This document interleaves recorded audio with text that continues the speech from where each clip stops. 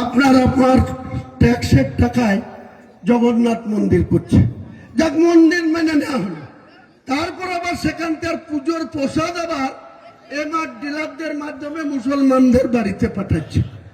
কোন মুসলমান যদি কোনো পুজোর প্রসাদ খায়, সে আর মুসলমান থাকে না, হারামখোর হয়ে যায়।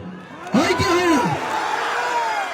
আপনারা মুখ বলতে পারেন না, এইসব এমপিরা বলতে পারে না যে আপনি কেন এসব করছেন, মুসলমানদের জাত কেন মারছেন? আপনি বলার ক্ষমতা আছে তাদেরকে আপনারা ভোট দিয়ে জনপ্রতিনিধি করবেন।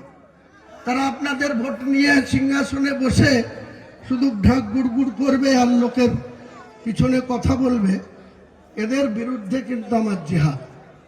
আমি মুসলমানদের বলছি, যে আবেগে সেকেন্ড জুম্মা বাবরি মসজিদের স্থলে আরো অনেক লোকের জমি সইসি ছিল, সেটাও কেটে উড়িয়ে দিয়ে তাদের ক্ষতিপূরণ দিয়ে আমি জায়গা বাড়িয়েছিল। তাও আজকে দুটো জামাত করতে হয়েছে।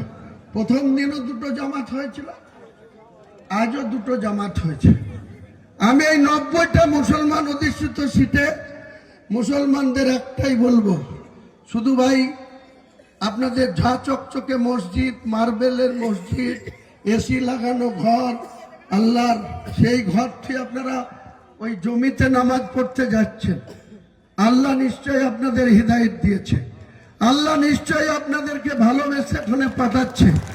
কিন্তু আমার আবেদন মানতে হবে, সেটা কি? 90টা যে মুসলিম অধ্যুষিত সিট আছে, সেই সিটে আগামী 2026-এর যে বিধানসভা নির্বাচন আসবে, এপ্রিল মাসে নির্বাচন হবে, সেই নির্বাচনে কিন্তু প্রত্যেকটা মুসলিম অধ্যুষিত সিটে আমাদের যে নতুন দল, সেই দলের প্রার্থী আমরা 135টা জায়গায় আমি প্রার্থী দেব। 135টা সিটে 90টা মুসলিম অধ্যুষিত সিট আর 45টা হিন্দু অধ্যুষিত। কারণ আমাদের জেলাতেও 3টে শিডিউল কাস্ট সিট আছে, নবগ্রাম, বড়ুয়া আর খড়গ্রাম। তো এইরকম ধরে টোটাল 135টা আমি প্রার্থী দেব। এই 35টা প্রার্থী 135-এর মধ্যে 90টা সিট কিন্তু জিতাতে হবে মুসলমান ভাইদের। কেন?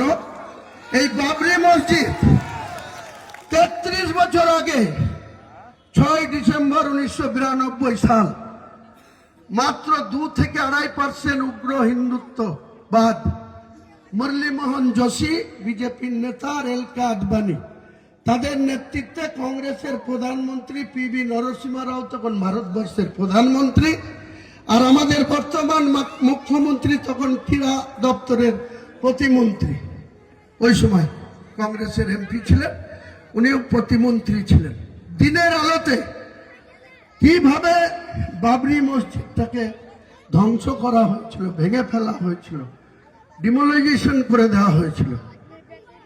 ভারতবর্ষের প্রত্যেকটা মুসলমানের দিলের ভিতরে আঘাত আছে। কেউ বিড়ালের গলায় ঘন্টাটা বাঁধতে চায়নি।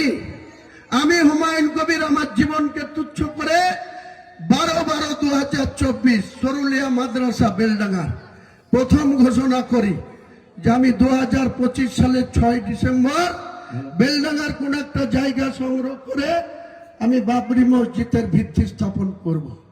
11 মাস মুখ্যমন্ত্রী কোনো কর্ণপাত করেনি, তার পুলিশ আধিকারিকরা কোনো কর্ণপাত করেনি, তার নাম্বার 2 ভাইপো অভিষেকও কোনো গুরুত্ব দেয়নি। যখন আর মাত্র 15 দিন বাকি 6 ডিসেম্বর আসতে, তখন টনক লড়েছে।